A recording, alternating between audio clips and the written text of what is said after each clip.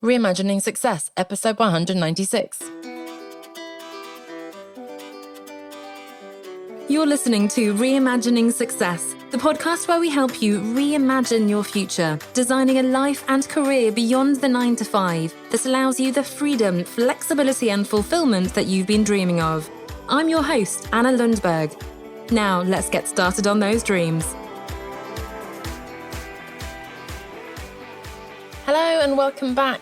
And today we're here for an Ask Anna episode. So this is when you get to ask me a question. It's a question that comes in via my Facebook community, Escaping the 9 to 5, sometimes via email, podcast at onestepoutside.com, or via any of your favourite social channels. So if you have a question, there are no stupid questions. If you have it, I'm sure that other people have the same question, and answering it will really help others as well.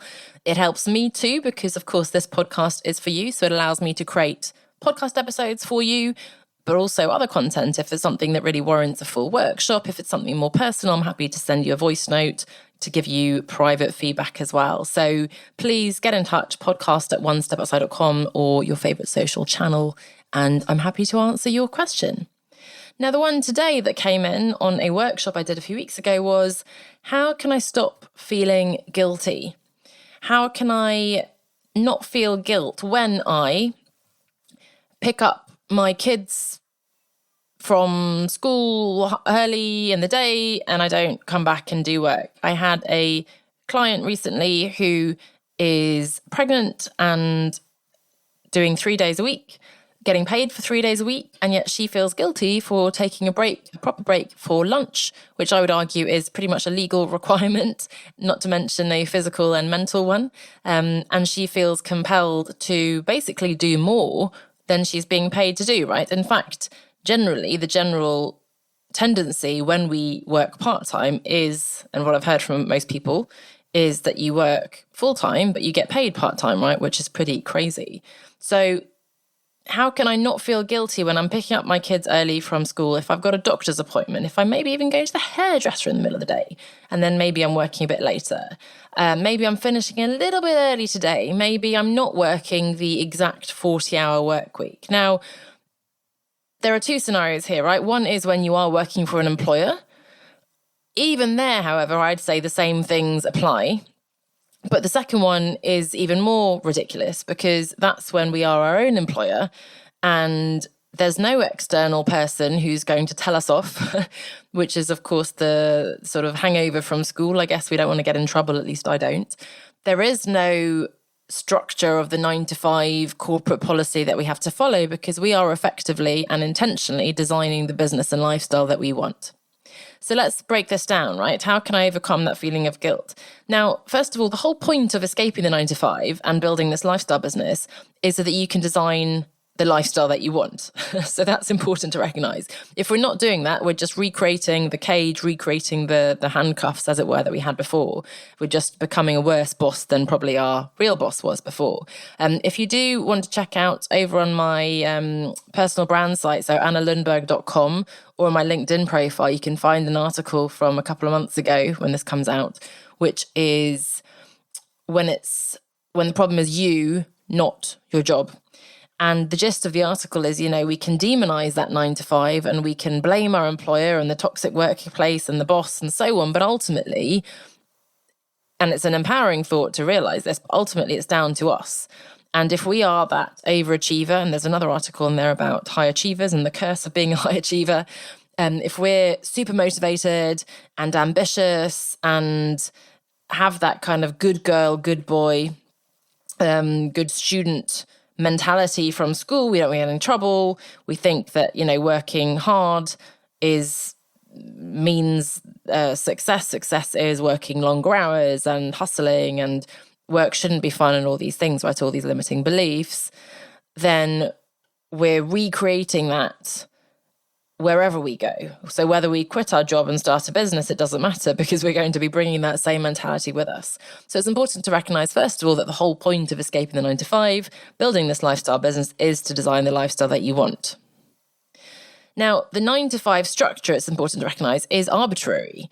And we can talk about this for a long time around the outdated nature of the whole 40-hour work week, which, by the way, started out being an improvement, obviously, for factory workers working 16-hour days, 100-hour weeks, whatever. And even now, of course, the 9 to 5, I have many prospects telling me would be preferable to the hours that they're working right now, right? So initially, it was a good thing. It made sense and so on. But actually, as we have seen, it's not perhaps the best way forward, and it's certainly not the only way forward in today's society. In fact, there have been predictions in the past that we'd be working much shorter weeks because of amazing technology, right? One of my very first speaking engagements, I did a keynote at the 7&7 Digital Nomad Conference some years ago in Barcelona. I did a little bit of research into the history of work and success. And success as it came from the idea of work, if we think of very, what's the word, is it called popcorn history or whatever? It's certainly not deeply researched, but this is my take on it. And I think it's at least superficially true. Of course, if you think of the Romans, the Greeks, historically, leisure was really valued. Philosophy, art, right? And even someone hardworking, I think, like Leonardo da Vinci, the whole Renaissance man or woman concept, that was something we aspired to. And of course, the Romans had slaves, which is not so good. And it wasn't women either, or poorer people who had this. But generally, the aspiration as a Roman gentleman was to have that free time to philosophize, to be creative and so on. And work wasn't something that we admired, right? It was, I believe, the Protestant work ethic that came in, and some changes, right, that came in. Of course, industrialization came along as well with artificial lighting, which meant that we could work longer hours and so on. So there are historical and technical reasons for this developing, but it's not the case that this 9 to 5 has existed always and it's the most natural, organic, best solution for humankind, right? It's a relatively recent and already outdated construct, in my opinion. So certainly, even within corporate now, it's being challenged, right? With 4-day work weeks and hybrid working and so on, it's certainly not necessary to pursue it in our own businesses because, again, we're designing a business that works for us. And then a third piece is that if you look at the statistics, there are so many that tell you that actually we do less than 3 hours of productive work per day. It's not about hours. It's not clocking in and clocking out as they did in factories. They're not just coming, showing up, and the automation, the conveyor belt is just running past, and we're doing X number of things per minute, right? The intelligence, the knowledge economy that we're working in, we're creating ideas, strategies, producing, thinking, reflecting, brainstorming. That's not something we can do non-stop. By definition, there will be a rhythm and some ups and downs, ebbs and flows. We'll have unproductive meetings, again, in the corporate world. We'll have a lot of time wasted on emails and water cooler chats and would say cigarette breaks, but that's quite outdated. And I certainly never smoked, but that kind of thing. And ultimately, it's not about working 8 hours or 5 hours or 10 hours. Now, obviously, there are shift workers and there are certain people who are on for a certain time and they need to be there and do certain work. But even then, arguably, there's always going to be ups and downs, right? They're not literally, I hope, working non-stop that whole time. And certainly I'm speaking to you more as an office worker who's sitting at the desk, sometimes twiddling their thumbs, sometimes just staring into oblivion, certainly not doing productive, creative, intelligent work 8 hours a day, 40 hours a week. Okay, so with those principles in mind, how can you actually overcome that guilt? Because that's the question, right? And I want to give you a few little pointers from the big picture to the nitty-gritty practical. Now, the first big picture one, of course, is to remind yourself of your why. If you are designing a business that allows you to escape the 9 to 5 and have a particular lifestyle, then that is the point. The point is not to replicate the structure you had in your corporate. The point is not to live up to some arbitrary ideal that people created in the 20th century.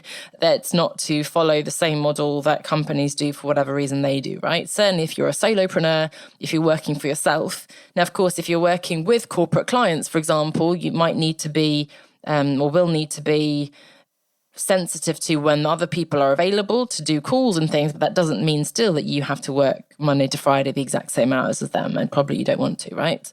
So first of all, remind yourself of why you're in business. What are you actually trying to achieve? What is the lifestyle you're after? And importantly, what are the results? Because again, productivity is not about the hours, it's about the impact you're making. So that leads me to the second piece, which is getting super clear on your priorities. If at the end of the day, I'm just referring to this to-do list, which, let's face it, is never going to be done because I'm constantly adding things and I'm never completing it, then of course I'll always feel like, oh, I've got to do more, meaning more time. I've got to put in more time. But I can tell you so many examples recently. I used to, whenever the kids were napping, and now they don't both nap, so that limits it anyway. But whenever they were napping, I'd run to my computer and I'd sit and do some work right in the evenings, so just squeeze it in.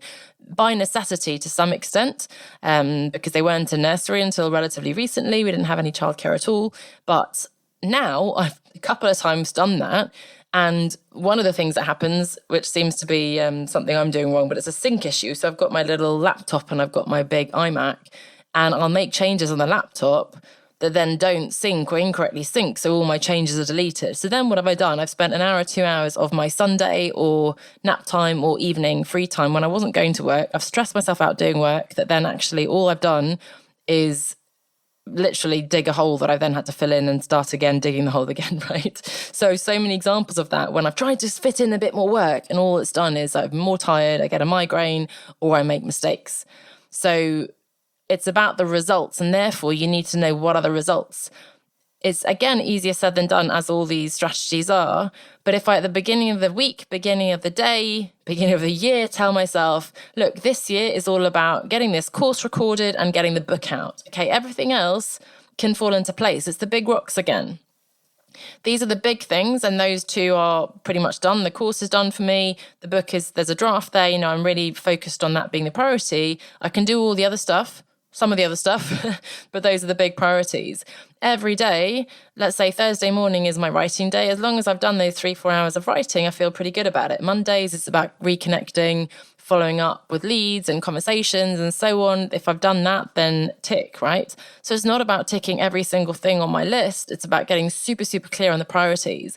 And then 3, linked to this, is a concept, a tool that I'm sure you've heard me talk about. Again, I have a full episode on it and lots of resources on it as well, is mapping out your ideal week. So now that I know what my priorities are, connecting with, managing, nurturing leads, writing the book, working on the course, of course, delivering client work and so on, then I can block out my week, of course, with flexibility built in. But roughly speaking, Monday mornings, I prioritize this.